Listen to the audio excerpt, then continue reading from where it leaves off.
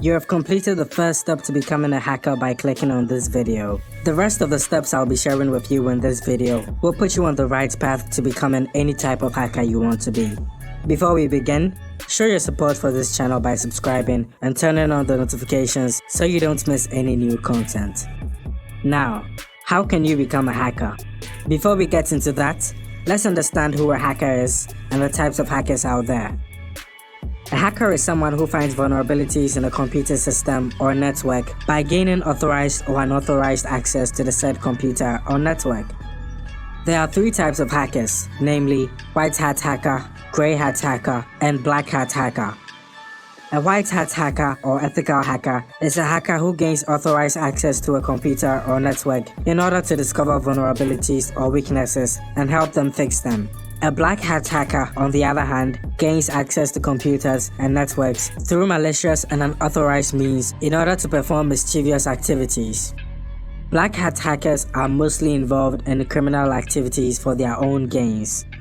A grey hat hacker is a hacker who employs malicious means to gain access to a computer or network in order to discover vulnerabilities, report such vulnerabilities, and sometimes help fix the problem.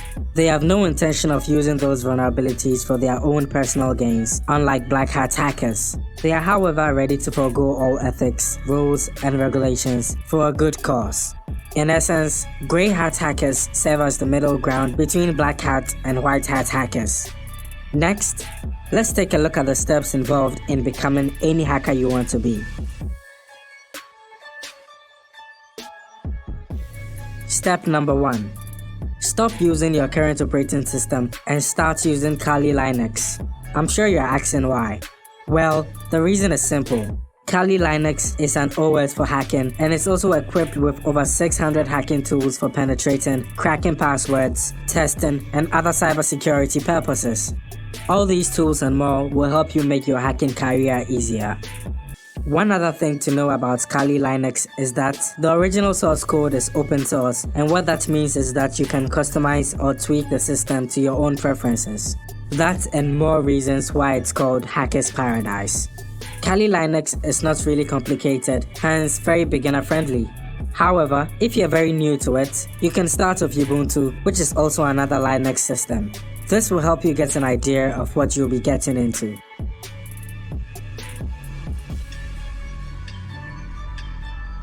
The next step is to have a clear understanding of computer networking. It's very important to know what goes on in the background. Having a clear understanding of networking and its various protocols will make it easier for you to be able to manipulate them and get them to do your bidding. It'll be difficult to gain access to networks, whether legally or illegally, when you don't have an idea of how these systems and networks operate. If you want to become a very good hacker, then the next step for you is learning programming.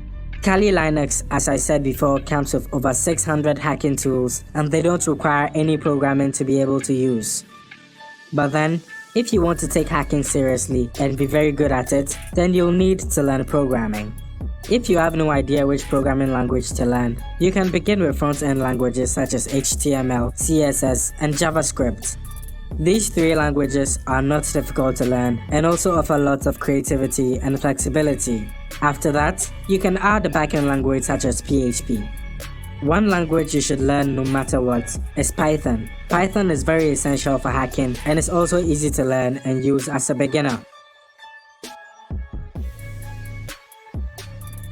The fourth step is to learn how to scan and gather valuable information. A hacker without information or who doesn't know how to gather information is like an empty gun, literally useless.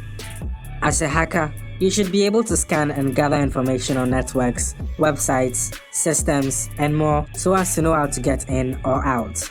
You can use tools like Nmap, Unicorn Scan, Whois, Dig, and other tools to scan and gather information.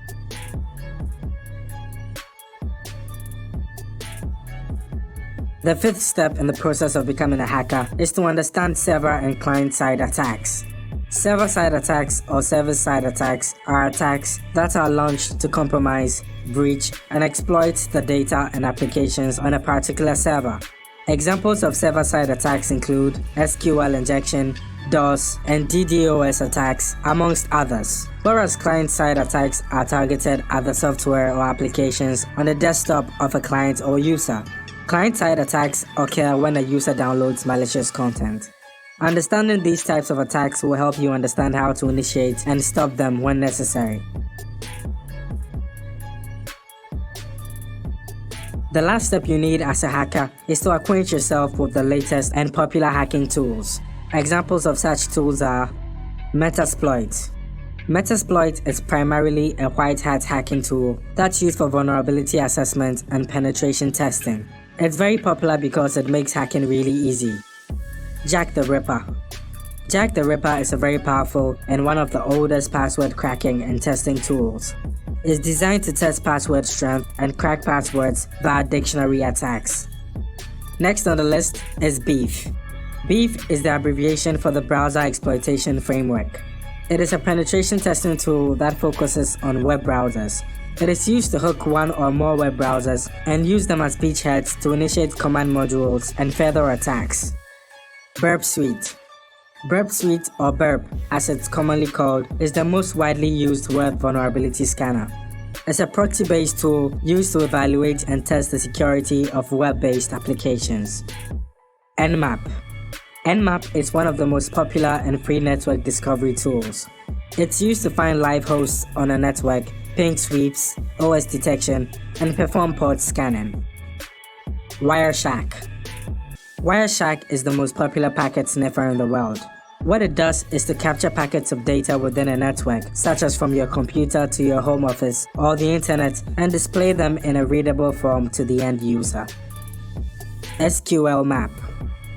SQL Map is a well-known SQL injection automation tool that's used for exploiting databases and hacking.